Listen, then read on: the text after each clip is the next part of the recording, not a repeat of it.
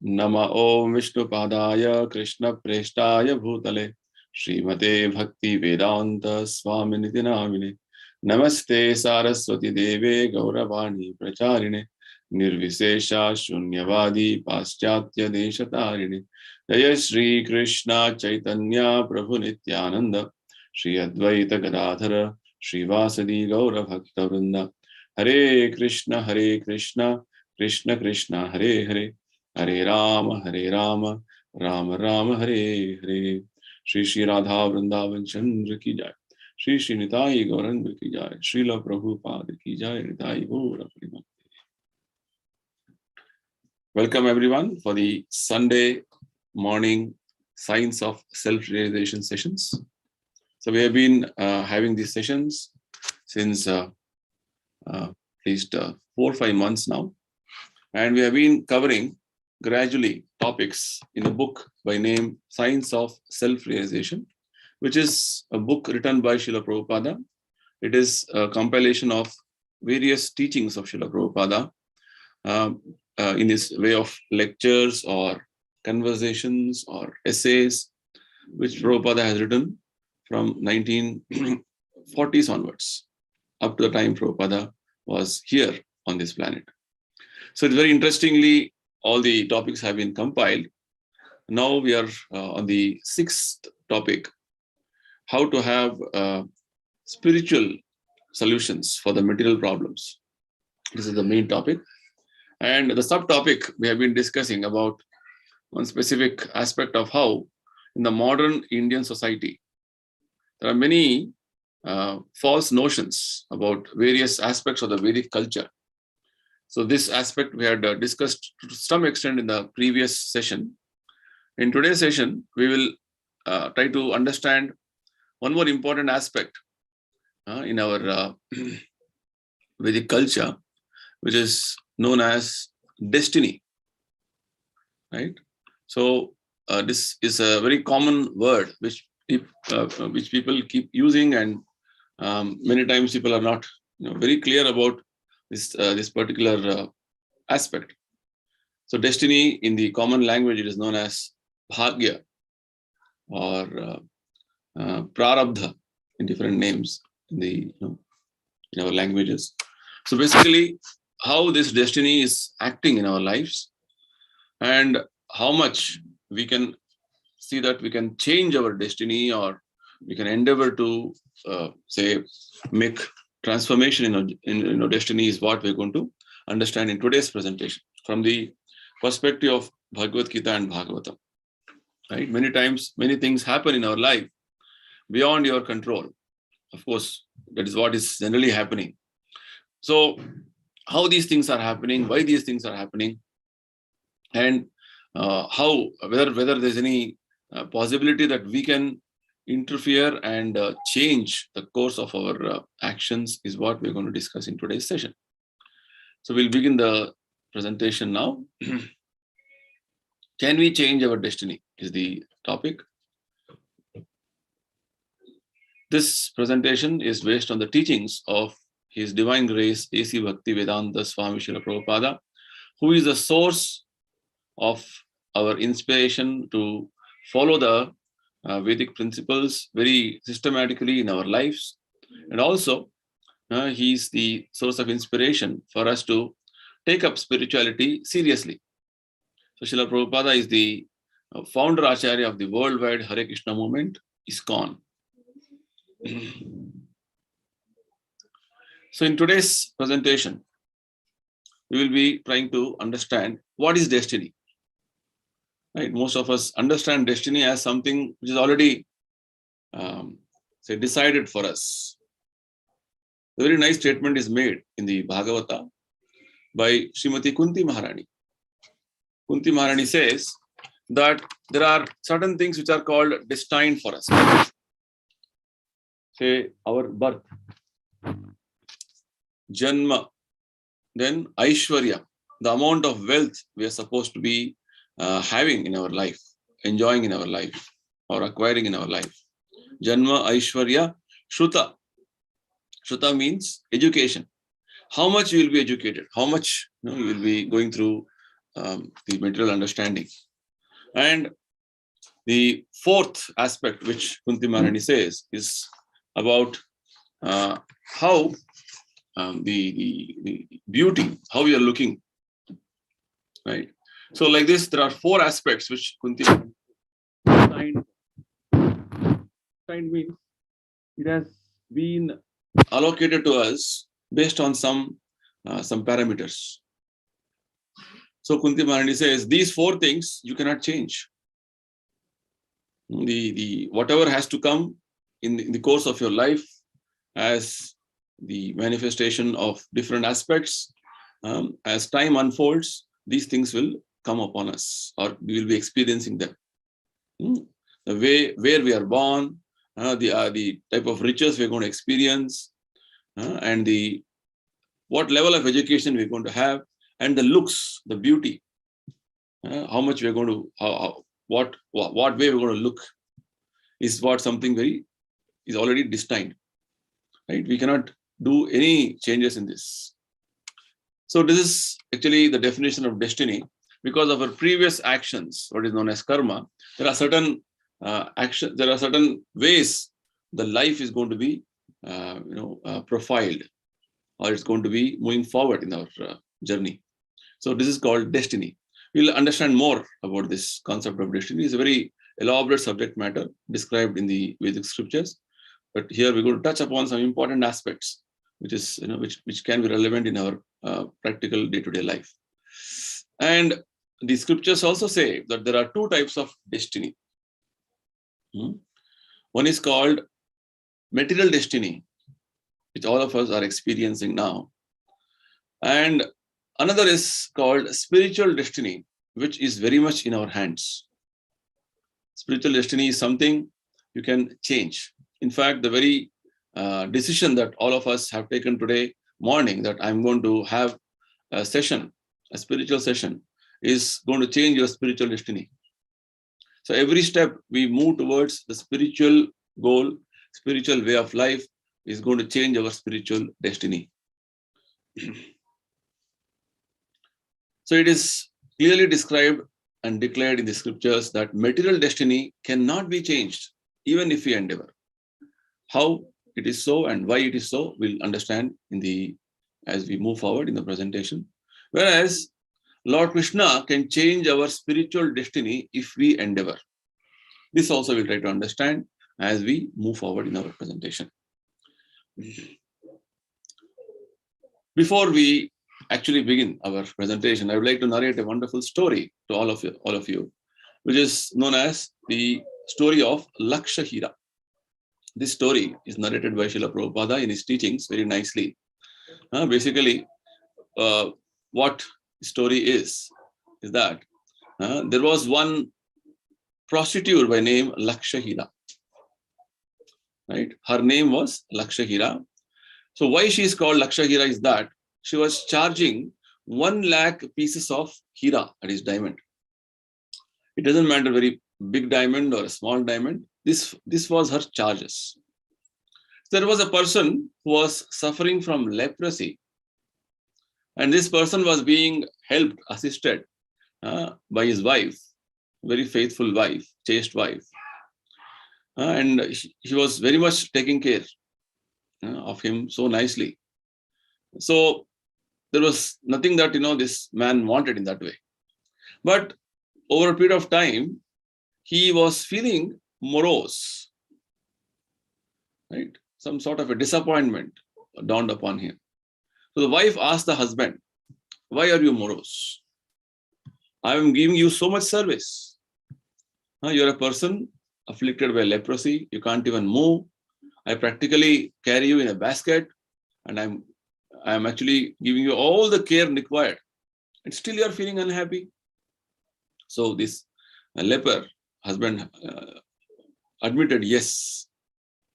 So when further being probed by the wife, what is the reason? What is the cause? So this leper started telling, "Now I want to go to the prostitute, Lakshahira." Just see, he's a leper, a poor man, and he's aspiring to go to a prostitute. And this prostitute's charges are 1 lakh pieces of diamond. So this wife, she was just thinking how to satisfy my husband, or how to see that he have his desire fulfilled. So she made a plan that she got employed in that prostitute's house and started working, and slowly somehow managed to convince the prostitute Lakshahira that my husband is having this desire, please satisfy my husband, all these things. So in that way, she managed to arrange the meeting of this her husband with Lakshahira. Then when this leper went to the house of the prostitute actually started serving him very nicely different types of dishes of food. But whatever she was serving in 2 separate pots. Same item, but served in 2 separate pots.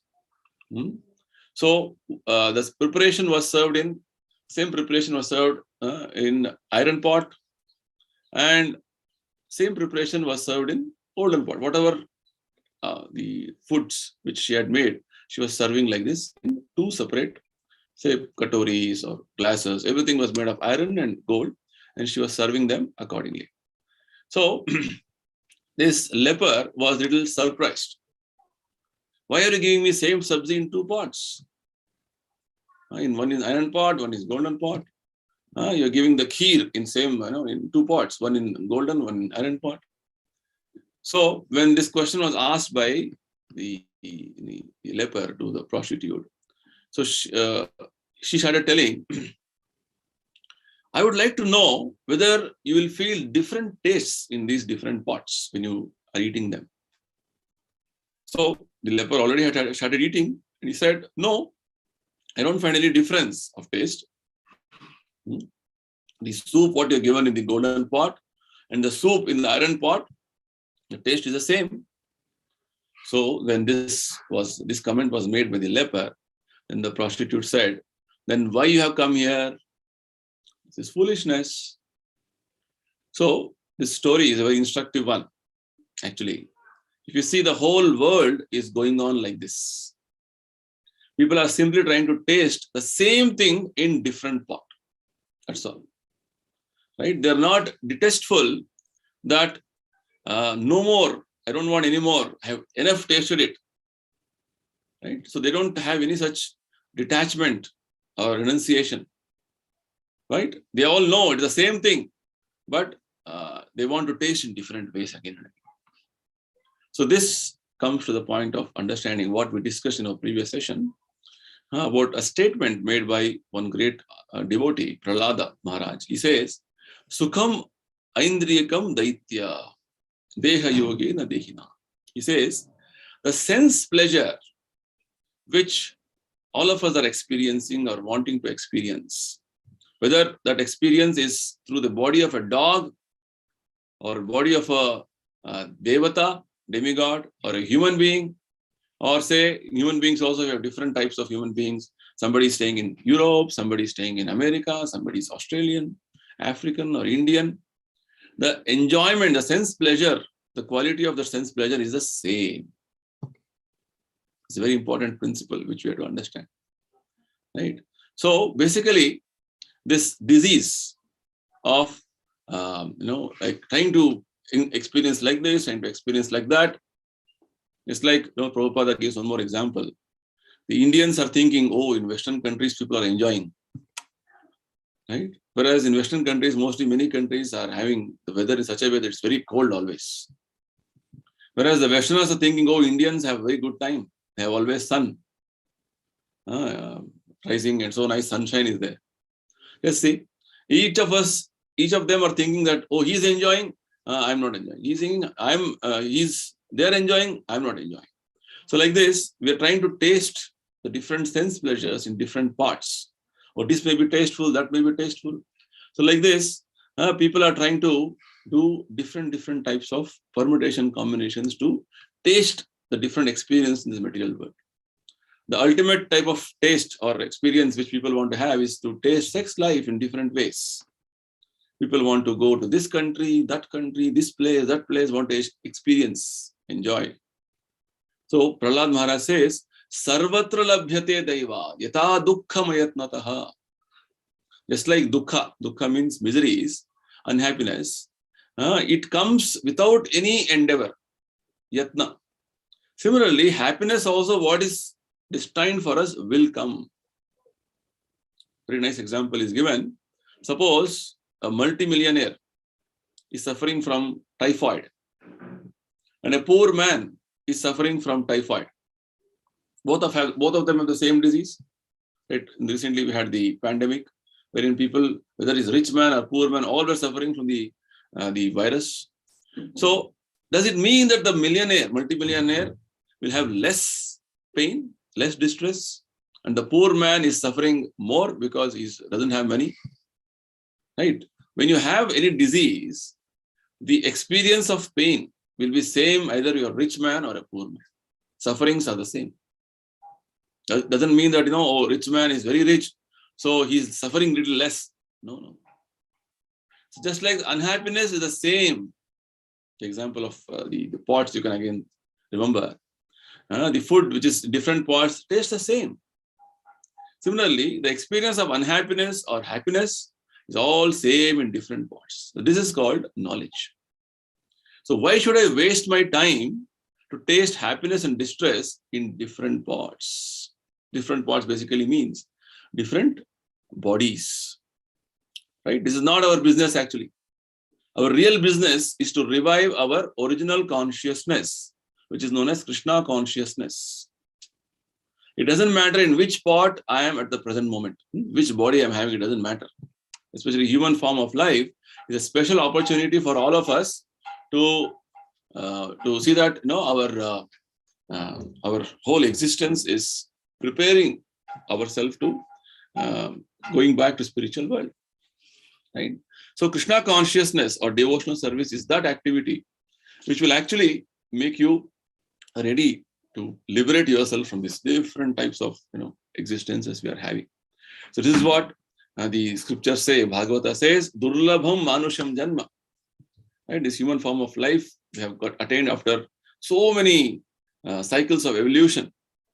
Right? This knowledge is not easily understandable.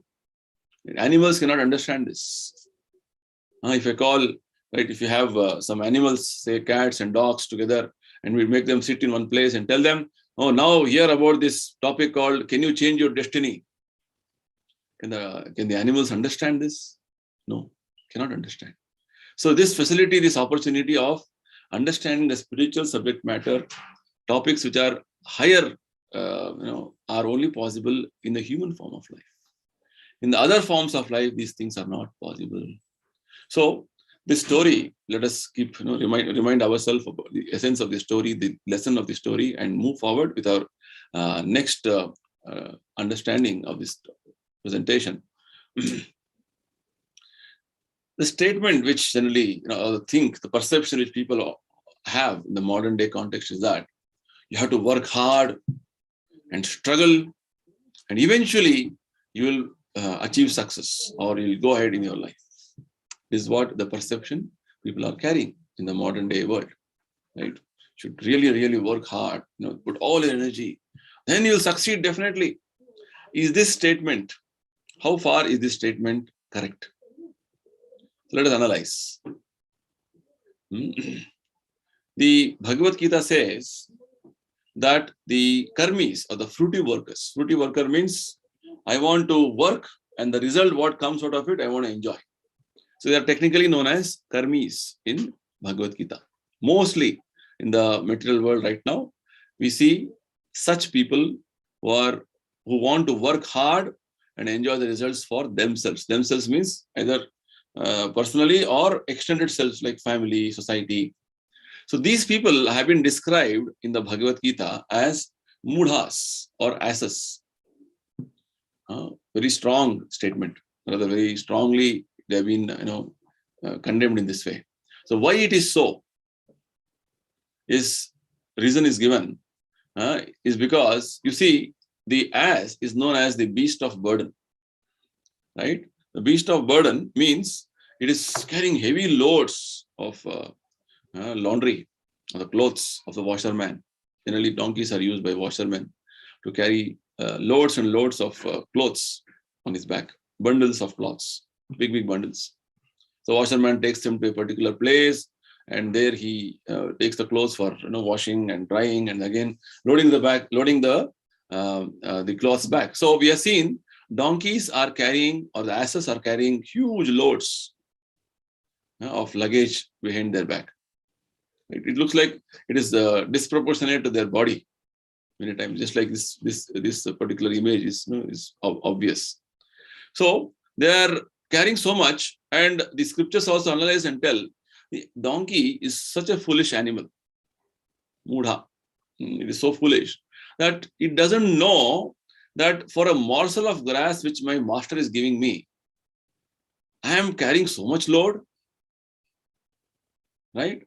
Whereas this grass is easily available anywhere. This much intelligence the ass is lacking. Likewise, the modern day so-called people, educated people, advanced people are working hard day, night in their offices, in their business setups, whatever it is. Morning, they leave the house at around 5 o'clock. Late night, 11, 12 o'clock, they return back, working hard, very busy, right? And these people, when you ask them what for you are working, why you are working, either when you ask them, right? No, why can you give some time? I want to meet you. I want to tell you about Bhagavad-Gita or tell you about spiritual subject matter. They say, I am very busy. Right? So they are aimlessly working. What is the purpose of life? Right? Ordinarily, a person may think, oh, today in my bank balance, I can see there is 1 lakh rupees. After next month, it has become 2 lakhs. That satisfaction he has. But whether it is 1 lakh or 2 lakhs, what he will be eating finally in his lunch? 2 chapatis, some sabji. That's it. Doesn't mean that he has become, his bank balance has increased to 2 lakhs. Now he'll eat 4 chapatis.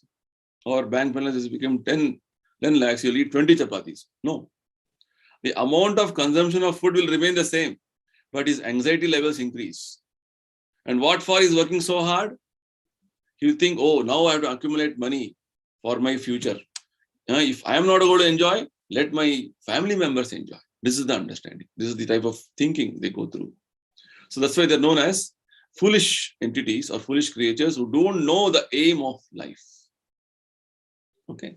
So like this, we can see how the scriptures are very nicely pointing out the present situation of people who are very busy in their many endeavors, but they have missed out the purpose of life, the aim of life. So like this, working hard or struggling very hard and we'll get our goals is something which is not recommended in the scriptures. Yes, you work hard for a different purpose. So in that way, the general accusation which people have is that, oh, you devotees are escaping the hard work which karmis do, or the ordinarily people do. You are escaping, you're running away. Is this accusation correct? So for which the scriptures say this accusation is not correct. The Vedic civilization, people are not at all lazy. Rather, they are busy for a higher subject matter. Right? Their purpose of life is different. Whereas for an ordinary person, if you ask him, you're working so hard, what for? He will say, the purpose is to acquire a lot of money.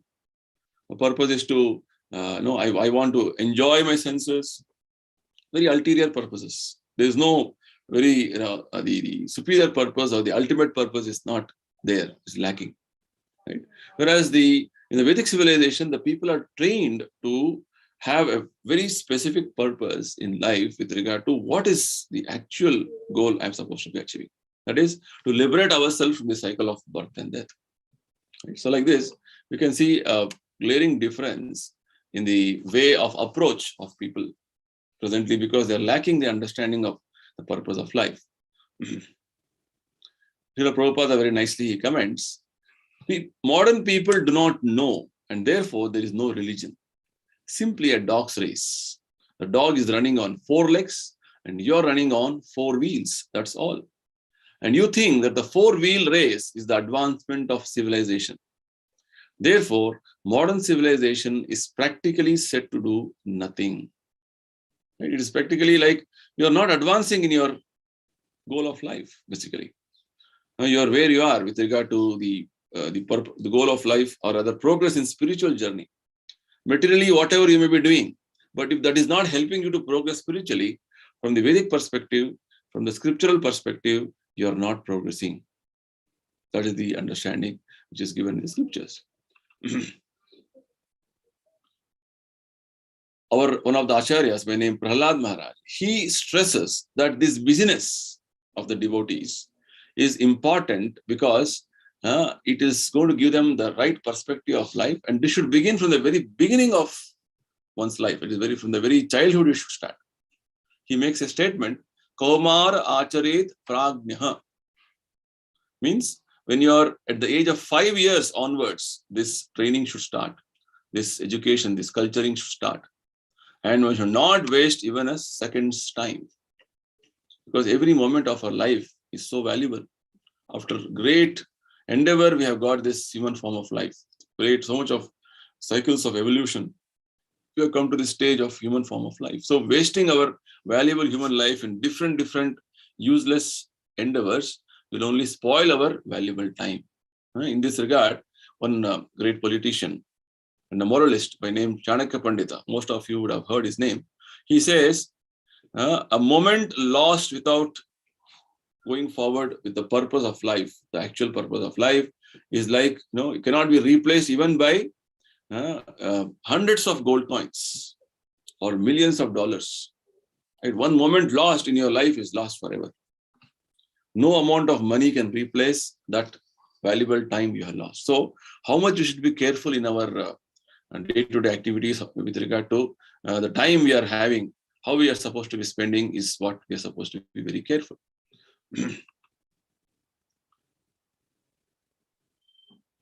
So in that way, we can see the devotees or the practitioners of the spiritual discipline are busy from their childhood trying to become self-realized. Self-realized means that they want to understand that I'm not this body, I'm spirit soul. And as spirit soul, what are my duties? And how should I mold my life in that way is what the endeavor is going on. Right? Whereas the karmis, or the people, ordinary people, they think, oh, these men are not working like I am, like dogs and asses. And they consider that we are escaping. So this is the glaring difference with regard to how things are, even though it will look like, oh, these people are not working like us, working hard. Yes, we are working hard. Devotees are working hard. The practitioners of spiritual discipline are working hard, but their working hard is in a different direction. This point we have to note here. So the answer from Srila Prabhupada is that, yes, we are escaping your fruitless endeavor. Right? Whatever work you do, finally, end result will be nothing for you. Whereas the Vedic civilization is meant for self-realization. This is the glaring difference. So the next question, which obviously comes up in our mind is, so in that case, can we change our destiny? Because so far we just now discussed that, yeah, working hard, struggling, it will not change our material destiny, of course. Whatever you're supposed to get, you will be getting. So can you really change your destiny? When you talk about destiny in this context, it means material destiny. So what does Prabhupada say about this? If we artificially want to be happier by economic development, that is not possible. So many men are working so hard, but does it mean that everyone will become a Henry Ford or a Rockefeller? Everyone is trying his best. Mr. Ford's destiny has to become a rich man, but does it mean that every other man who has worked as hard as Ford will become a rich man like Ford? No, this is practical. You cannot change your destiny simply by working hard like an ass or a dog. But you can utilize the energy for improving your Krishna consciousness. So in this wonderful statement, Srila Prabhupada is telling us, material destiny you cannot change. Whereas what can be changed is spiritual destiny. It is in your hands. How much you are going to fill your every moment of your life with the spiritual perspective, spiritual goal in life. that is going to change your life. In fact, once the spiritual destiny changes, all the other aspects of your life, which is actually destined materially, also will it starts configuring in a way, the way you want to do your spiritual work, spiritual goal. You want to pursue the spiritual goal. That is the whole beauty of it, right? So it is important that we understand this fine difference between what is that we are supposed to be doing. The whole Vedic culture was geared up based on this principle. Now, whereas presently we all of us are endeavoring, or we are trying to change our material destiny. We want to increase our material happiness and decrease our various difficulties, problems, distresses we are going through. Right? Everybody is endeavoring for that. So for this, Prabhupada very nicely explains that whatever is obtainable by destiny, you will get it. Wherever you are. Right? Rather take to Krishna consciousness. The example is given by Prahlad Maharaj. What does Prahlad Maharaj say? That you do not want anything distasteful, and yet it comes upon you. It is distresses or miseries. Without your asking, it comes to you. Similarly, if you do not want the happiness for which you are destined, it will come upon you. Which means happiness and distress from the material perspective is fixed. What has to be coming to you will come nevertheless. Right? So you should not simply over-endeavor to increase our material happiness and decrease our distress. That is not going to happen. Whatever endeavor you do, you cannot change the amount of happiness and distress you're destined for materially. So it is mentioned that you should not waste your energy for material happiness. Because you cannot get more material happiness than you are destined. Right? Somebody may argue, oh, how come somebody's worked hard and he's become rich all of a sudden? So that is the success formula for success. See, as we just now discussed, Prabhupada gave the example of Henry Ford. Say he was destined to become rich. That way, his little endeavor has made him rich. But there are many people who are really working hard like Henry Ford, but everybody is not getting that destiny, rather that outcome. Similarly, in a classroom of say 50 students, all the students are working hard and studying very nicely, but only one student will be known as the rank holder, the first distinction person. So why is it? Because everybody has put the same endeavor, everybody has attended the same classes, all the parents have really helped the children, but finally somebody is destined to get that position. That is the point. So this we have to understand is how, which means behind destiny there are so many other factors working. We have to understand. Right? Your endeavor, your hard work may be one of the factors. There are so many other factors which Bhagavad-Gita describes. Or Krishna says that there are many other factors which is deciding what you are supposed to be finally getting it. Right? So this aspect is known as Daivam. This destiny is known as Daivam. Daivam means the factor which is beyond your control. It is Supreme Lord's will. Supreme Lord is managing many aspects in this material world. So he is having a particular way of giving the results to a particular activity for a person based on so many factors. So this is known as Daivam. We'll understand more as we proceed further. So somebody may ask the question, if destiny cannot be checked, then why not let every newborn child simply run around like an animal? Why we have to work anyway? And whatever is destined is going to happen, no. Right? So for this, we have to understand destiny, yes, you're destined for a certain thing, but there is some level of activity which you are supposed to be doing. It's like in your bank, you are having an account and say you have 1 crore rupees. 1 crore rupees is there, but unless you give a direction to bank in the way the bank has made a particular procedure, the amount cannot be withdrawn. Like this, you write a check, sign a check properly, or you make some document which is required for them. Only then that amount will be released. That much endeavor is required. Right? So like this, we have one more very classic example which Prabhupada explains how this logic of, simply will just be like this, we'll be just going around, destiny, whatever will happen, will happen. So for which Prabhupada explains that, see, finally, So when somebody is given a death sentence for some criminal action, very serious criminal action, even the judge who has passed this judgment that he has to be given death sentence, he cannot reverse the order. One that is declared. The only person who can change that order is the king or the president of a nation. This, or with many recent cases, how some petition was made by people who were about to be having this death sentence, and some cases president, because of obvious reasons, he said no, I cannot. So it is left to the decision. There's a decision maker, which means we have to understand that things in the material world are not functioning impersonally. They're all having some specific way things are functioning, because there are so many living entities desiring so many things, and each of the living entities are trying to experience, exploit in different ways things they want to enjoy in the material world.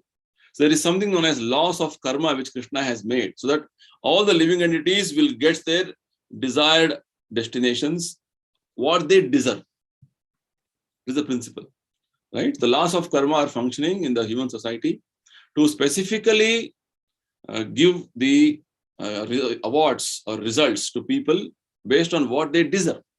So all these things somebody has to decide, not that it is automatically happening. Right? Just like in the court also, with a particular case, when the judge is deciding, yes, either he should be rewarded or punished based on many aspects, then the judgment is passed. Likewise, there is a supreme judge who is known as Daivam, the super soul, who is actually monitoring all the activities of every living entity and is rewarding or punishing in a very subtle way. Right? So this is what is happening with regard to all of our lives. Therefore, it is said, Tasseva heto prayateta kovida, which means you should engage your energy for self-realization. Yes, you have to endeavor, but in which direction you have to endeavor? You endeavor for spiritual upliftment, spiritual progress. That is called self-realization. It is also mentioned that bhakti or devotional service, Krishna consciousness, it cannot be checked. Just as material destiny cannot be checked. What is destined will happen. Similarly, once you want to progress in spiritual life, nothing can check it. No endeavor can check it. Right? No activity can check it. Yes, your determination, yes, I want to move forward. Who's going to stop you? Just like today, being Sunday, you can decide whether I can absorb myself in reading Bhagavad-Gita, trying to understand some important spiritual subject matters, or I'll just go out and just spend my time. Choice is yours. But if you want to read Bhagavad-Gita, nobody can stop you. Right? If you want to understand the spiritual subject matter, nobody can stop you. That's the point. So actually, the scriptures say that Lord Krishna is the controller of various aspects of our life. In fact, every aspect of our life. He can change our destiny. And he will change the destiny only for his devotees. Devotee means one who is following whatever Krishna wants us to follow. He's called a devotee. He's a completely surrendered person. So Krishna assures this in the Bhagavad-Gita very nicely. He says, Aham tvam sarva papebhyo mokshayishyami. It's almost towards the end of the Bhagavad-Gita. Krishna says, I shall give all protection to a person who has surrendered to him from all reactions of sinful activities. Right? So this is the assurance Lord Krishna is giving. This condition Krishna fulfills, provided you surrender to him. Sarva dharman parityajya mamekam sharanam praja. When you surrender to Krishna, he will see that all your sinful reactions are nullified, are neutralized. Right? This much endeavor we have to do from our side. So which means the endeavor to move forward in spiritual direction is what is recommended. Not that you simply don't do anything. No, that is not the purpose of human life. Human life is meant to move towards spiritual destination. In that direction you endeavor. In fact, the whole civilization, Vedic civilization was designed in that way, that everybody functions, everybody works in that way. Right? So whereas in the modern day context, because people are lacking this understanding, they think no, purpose of life is to achieve some material enjoyment, get some wealth, get some name, power, position. In that way, we are misguided. That is the problem. Right? So the purpose is very clear in Vedic civilization, that the goal is self-realization. There's a nice statement in the Bhagavata. This is one of the prayers offered by Maharani Kunti. She is offering this prayer to her nephew, Lord Krishna. She's telling, Manye tvam kalamishana anadi nidhanam vibhum samam charantam sarvatra bhutanam yanmitah kalihi. Very nice understanding about the destiny, how destiny is functioning in everybody's life, and how we should understand this principle of destiny. Kunti Maharani explains in this simple verse. She says, my Lord, I consider your Lordship to be eternal time, the supreme controller, without beginning and end, and all pervasive one. In distributing your mercy, you are equal to everyone. The dissensions between living beings are due to social intercourse. We'll try to understand this a little more nicely. So this is the fact which is explained in the scriptures and all the various Vedic teachings, that Lord Krishna is the primeval Lord, and he's sitting as Paramatma in everyone's heart. He's known as Super Soul or Paramatma, who is actually the observer and sanctioner of all our activities. Right? And another name of Paramatma, feature of Lord Krishna, is known as Kala or eternal time. Right? If you ask, what is Kala? What is time? Time is the another feature of Paramatma. It's the impersonal feature of Paramatma, who is actually in that Kala feature.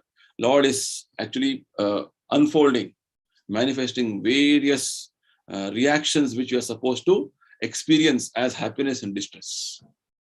This is what is known as Kala. So eternal time actually is the witness of all our actions, good and bad, and thus resultant reactions are destined by him. Right? Whatever we are thinking, whatever we are acting, whatever we are speaking, all these things are observed or witnessed by eternal time. Eternal time is impersonal energy of Krishna. And whatever we are supposed to be receiving as good or bad results, resultant reactions, these are all destined by Krishna himself as Kala. So there is no point in simply arguing that we do not know why and for what we are suffering. There is a imperceptible, invisible law functioning. Invisible, some force is functioning on all of us through Kala, Samaya, that is being controlled by Krishna, and everybody is given their due based on whatever we are supposed to be, whatever we are deserving. This is the fact which scriptures are telling us. So there is nothing that you can say why it is happening to me. There is no reason why some good is happening to somebody who is very bad, why something bad is happening to somebody good. You may have seen only a partial aspect of that person's personality or life. There's so many other things in his life, in his previous lifetimes, which you don't know. Whereas Kala, time, is witness for all those things. And the Kala is awarding proper results to the particular action. This is what we're supposed to understand in this way. Further, it is mentioned, we may forget the misdeed for which we may suffer at the present moment.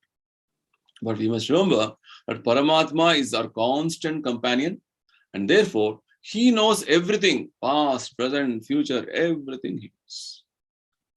Right? We may not be able to properly understand anything. In fact, many things in our life is a mystery.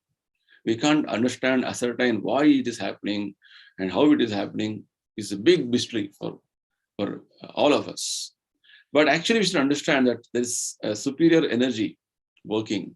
Lord Krishna, in his Kala energy, Paramatma, he is aware of every aspect of our life. So he is awarding the proper results to us, appropriate results to us, whatever we deserve.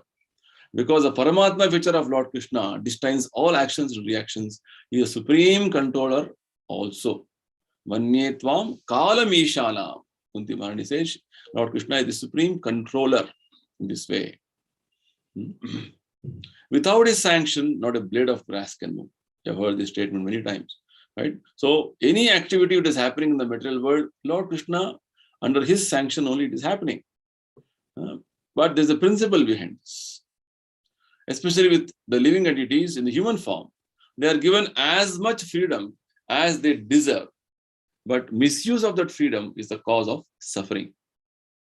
You use the freedom in a proper way, as it is directed by Lord Krishna in the scriptures, which means utilize the freedom for progressing further in your spiritual journey, then the freedom is properly utilized.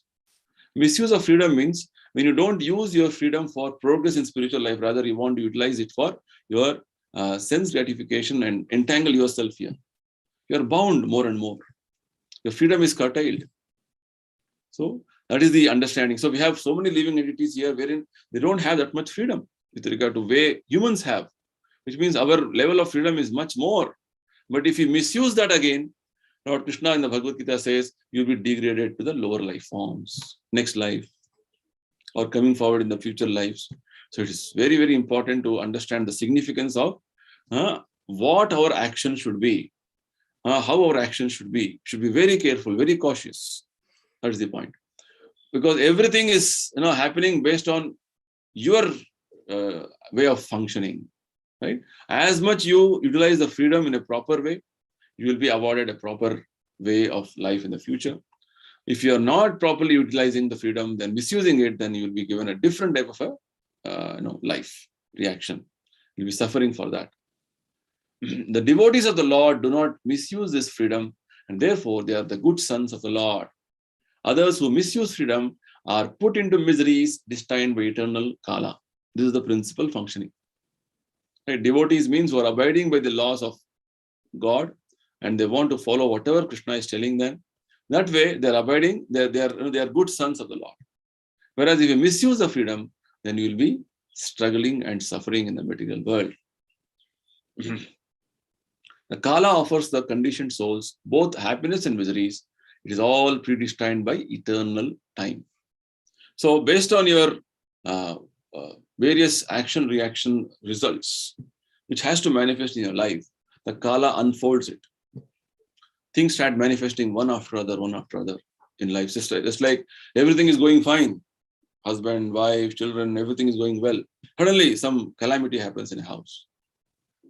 Right? Some accident of somebody, or some death of somebody, or somebody is diagnosed for some serious health issue.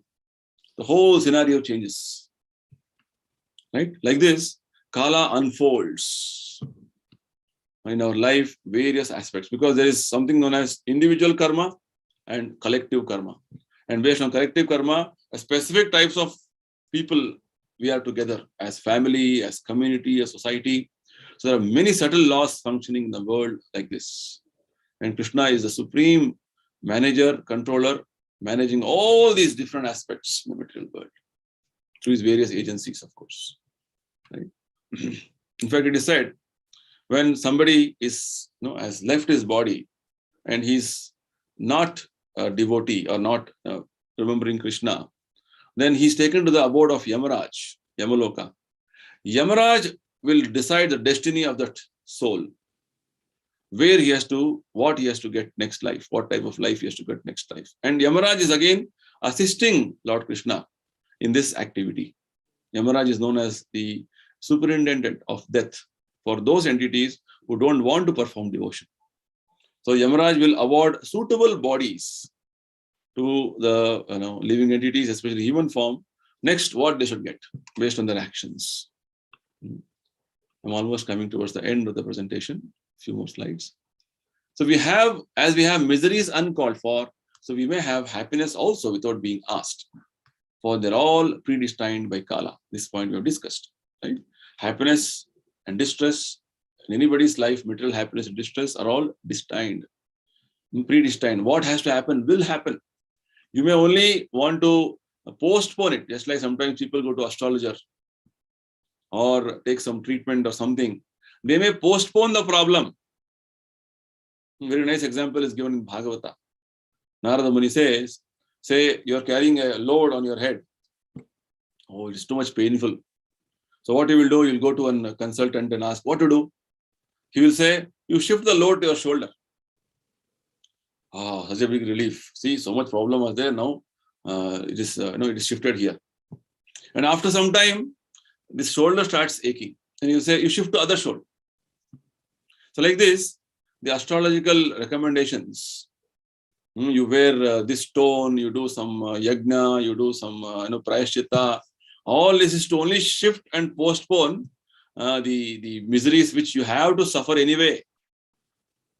It's like you don't ask for happiness, it will come. That miseries also come. So postponing the miseries doesn't mean you're relieved of miseries. Today or tomorrow you have to suffer them.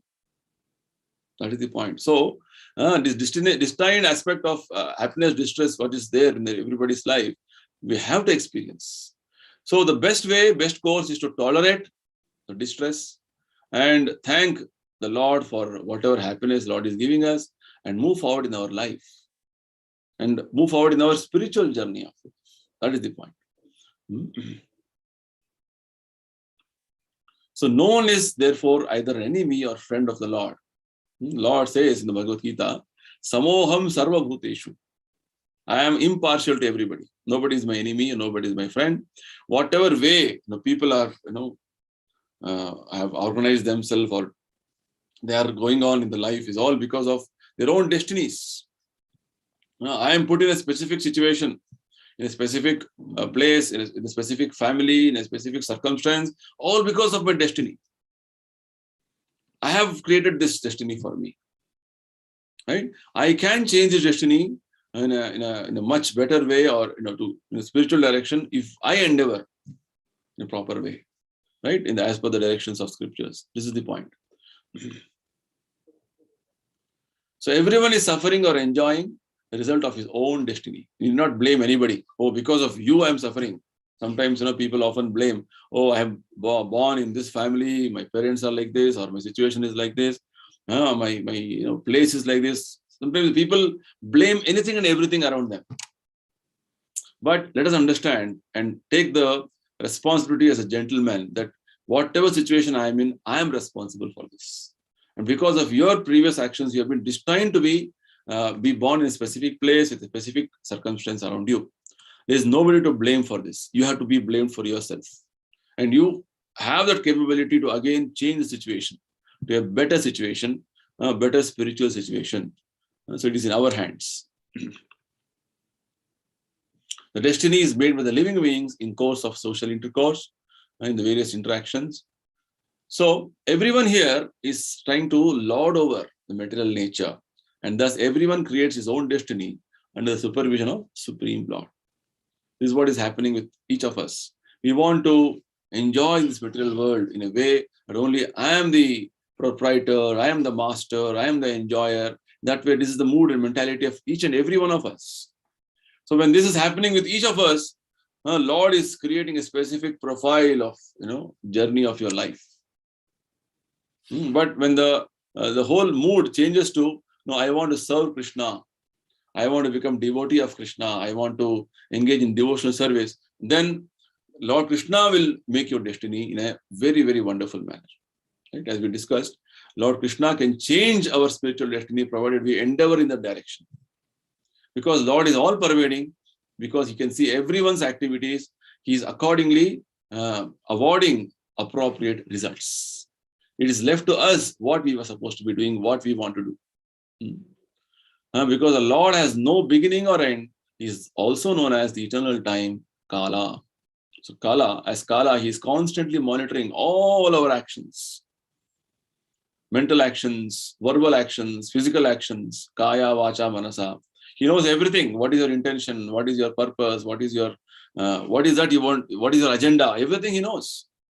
So we should be so careful in our dealings with others, with interaction with other people, because destiny is created by our social intercourse, how we're interacting with each of us. Because nowadays in the Kali Yuga, what is happening? Present age is called Kalaha Yuga or Kapata Yuga.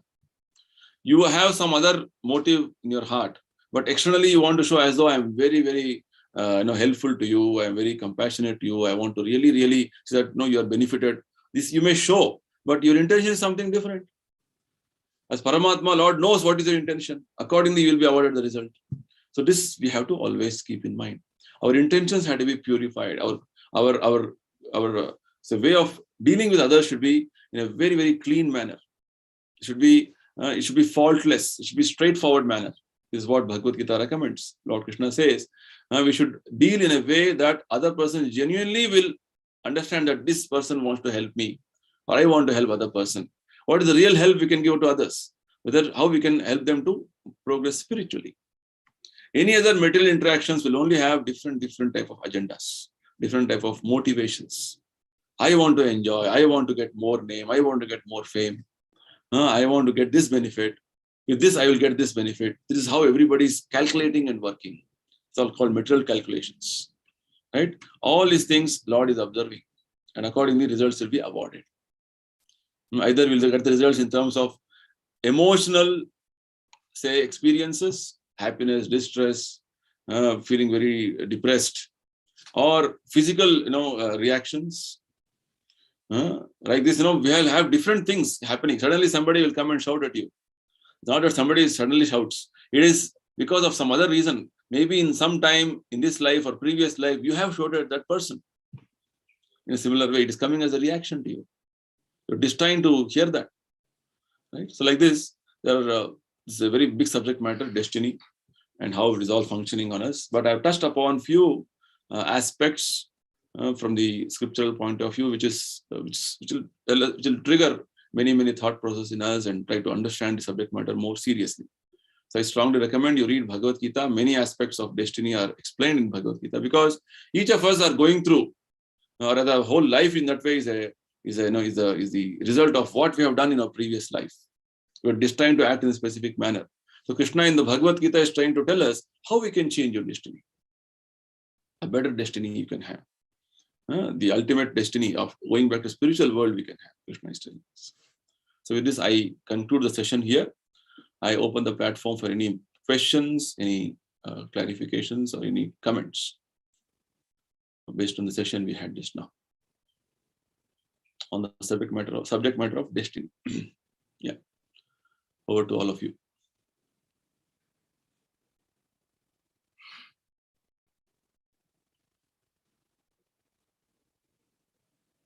Hope the host has given the unmute facility for the participants. Yes, I think it is done. So you can. Prabhu, Satish, Prabhu. Prabhu, I have just my journey now in terms of regularly chanting and remembering, and I feel very organized throughout the day. But now I'm able to differentiate between the materialistic world and spiritual world, and I also feel my thoughts are very stable and under control now. So I'm just looking at how long that this purification process will take. Okay. See, when you have taken up the path of the journey of bhakti, Krishna consciousness, as it is said, it all depends on your involvement in the activity of Krishna consciousness. There's a nice statement in the Bhagavad-Gita. Krishna mentions, Ye yatha mam prapadyante tam sateva bhajamya, which means, as you surrender, I reciprocate. Means if you want to really come out of the different aspects of destiny, which is all completely, right now we are entangled in that way, and whole life is like, it is going in a particular way. Easiest way, Krishna says, Sarva Dharman Parityajya. I just now discussed about this in the presentation. Sarva Dharman Parityajya means we think this is my responsibility, that is my responsibility. Yes, all that is responsibility, circumstantially, which you have to do, but that is not everything. Your heart, your wholesome aspect of your life should be for Krishna. Sarva Dharman Parityajya Mam Ekam. When you depend on Krishna and work for Krishna, that is the mood. Then what happens? Krishna also will facilitate every other aspect in our life in a very wonderful manner. This Krishna has explained in the Bhagavad-Gita again. He says, when you are doing his chinta, ananyas chintayanto mam, when you're doing his chinta only constantly, what happens is that he does the work which we are doing for our life. Because you're doing his chinta, that is what we are supposed to be doing as spirit soul. Krishna says that yogakshema vahamyaham. In our life, what we are doing is, we are trying to safeguard assets or property or money or relations with regard to in our life so that we can go on living happily. And we want to get things which we don't have. So I don't have this facility, I don't have this particular thing. We're trying to acquire them. So either we are trying to safeguard what we have, or we were trying to get things what we don't have. This is what we're doing. So Krishna is telling that yoga kshema of you acquiring things or safeguarding already what you have, and I will do for you. Provided your whole energy endeavor is directed towards thinking of Krishna, it is in Krishna consciousness you want to engage. It is an important secret which Krishna is revealing. So most of us think, oh, if I surrender to Krishna, who will take care of my life? Who will do the needful for me? How will I eat? How will I go on in my life? This type of anxiety people have, for which Krishna assures in Bhagavad-Gita that he says, Sarva dharman parityaja. He says, no, surrender to me completely. I will relieve you from all sinful reactions. Do not worry. Ma suchaha. This important statement Krishna makes. Ma suchaha means don't hesitate to surrender to me, because this is what is the purpose of life. So the purification process is all dependent on us. It's like asking how much time it takes for me to get heated up when I go out in the sun. It depends on you how much time you're staying there. Sun is brightly shining and giving out its heat and light. How much time you want to stay in the sun and get the benefit of the sunshine is left to you. So it is our seriousness and our intentions of serving Krishna is what matters. So how much we value this whole aspect of improving our spiritual destiny, moving forward in the spiritual life. How do you want to see that we have to see ourselves as a devotee of Krishna? How much we are hankering for that? How much we are really aspiring for it? This is what matters in the process of purification. More you want to do, Krishna is ready. Complete dependence, complete surrender. Krishna is very happy. That is what our actual position is. Right now, we have taken a contrary situation wherein we think, okay, this much I can surrender. Other things I will take care of myself.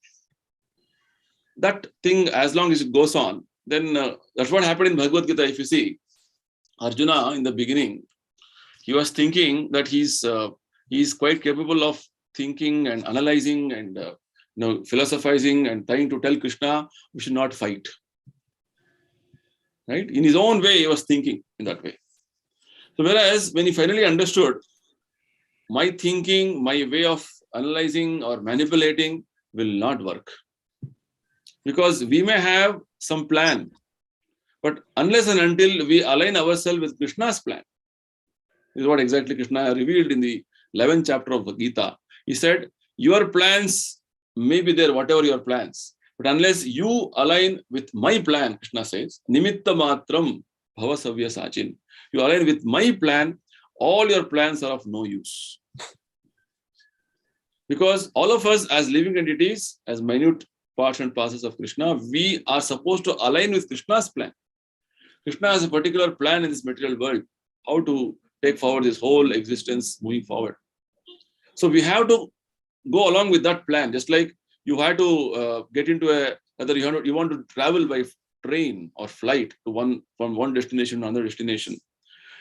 You make your own plans to limited extent, but finally that plan should be aligning that with the plan of the flight company or the train system. If you don't plan accordingly, then you will never travel. You have a limited scope of your plans. But those plans again have to be aligning with Krishna's plans or superior authority's plans. That superior authority plan is what Krishna is revealing in Bhagavad-Gita. Sooner we align ourselves, better for us. Otherwise, because we are not able to understand the plan or we don't endeavor to know the plan, we are simply struggling. At least in human form, at least we can know, we are supposed to know the plan. In other life forms, living entities don't even understand what is the plan, or they can't even get to know what is the plan. That is the misfortunate situation they have. Whereas human form, at least we can know what is the plan of Krishna.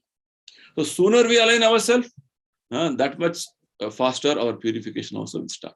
So it all depends on our willingness, our seriousness, and our sincerity. Yes, I want to. Now that I've understood, I want to. or to whatever extent I have understood, let me start offering. And the activity of performing devotion every day, of chanting Hare Krishna and reading Bhagavad-Gita and having prasadam only, all these activities will further encourage us, and it will further enlighten us to align ourselves in Krishna's plan more and more. So it's very important, because what happens if we don't chant Hare Krishna every day, if we don't read Bhagavad-Gita every day, if you're not in touch with the Supreme Spirit, Krishna, again, there's a tendency that our understanding may fall back to our conditioned way of thinking, conditioned way of seeing things. That is what our whole life or whole journey of so many lives we have been going on. We are conditioned in a particular way. Bhagavad-Gita, Krishna mentions this. Bahunam janmanam ante jnanvan mam prapadyate. Many millions of lifetimes we have passed. But once you have got some good sense, understanding, oh, what I have done so far, by the mercy of a pure devotee, this enlightenment happens. Then what happens? Bahunam janmanam ante jnanavan mam prapadyate vasudeva sarvamiti. Now, the whole active principle in the whole world is Lord Krishna. He is the cause of all causes. My only duty is to surrender to Krishna and align myself with Krishna's plan. Surrender means what? I don't have any independent plans. Whatever plan you have, Krishna, I will just follow. It's like a child. Prabhupada gives an example of a child. A small child, if it starts making its own plans with regard to, oh, I'll have my food on my own way, I will take bath in my own way, then it can never happen. It will never, it's highly impossible for a child to do anything on its own. Child has to surrender to the parents. That is how the way the nature has been designed. Child is completely dependent on parents' care. It is helpless. So our situation, or rather our way of functioning, should be in that way. But Lord Krishna has given us some little independence, small independence. What is happening is we are trying to manipulate that, misuse that. That is the whole problem. And Lord Krishna is respecting our independence so much that he doesn't want to interfere with our independence. Whatever he has given us in independence, he is fully respecting us. Unless and until we decide, Krishna, I want to surrender fully, Krishna will not force you. That's why even after instructing the whole Gita, Bhagavad-Gita, Krishna is telling Arjuna, Yatha ichchasi tatha kuru. Whatever you wish, Arjuna, you please do. In fact, the whole Gita was instructed to him, which means Krishna does not interfere with our free will. Little free will, whatever he has given. So like this, the whole world, how it is situated, what is the level of free will we have. And this free will also will be curtailed, or rather it will be more restricted if you are misusing the existing whatever energy or whatever type of freedom Krishna has given. If you start misusing it, Krishna will restrict it further and further. It's like, one example is given in scriptures, Bhagavata. One bull is tied with a rope, and it is moving around. Somehow it gets entangled and the rope is moving around that one particular wood, which it is tied up. Then what happens is the length of the rope is reduced automatically, because of which the movement, the restriction of the bull is restricted to a limited area. If the length of the rope is more, it can move more bigger area, like that. More you commit sinful activities, more you are going against the laws of nature, more you are going against the established laws Krishna has given, more you are restricting yourself, either more you are constraining yourself. And you are more entangled, your freedom is less, all these things happens. Okay, so we have to come to the good sense and pray to Krishna and continue practicing Krishna consciousness of chanting Hare Krishna, reading Bhagavad-Gita, taking prasadam. This will further help us to understand about the various, the mysteries of different ways Krishna has arranged this material world slowly.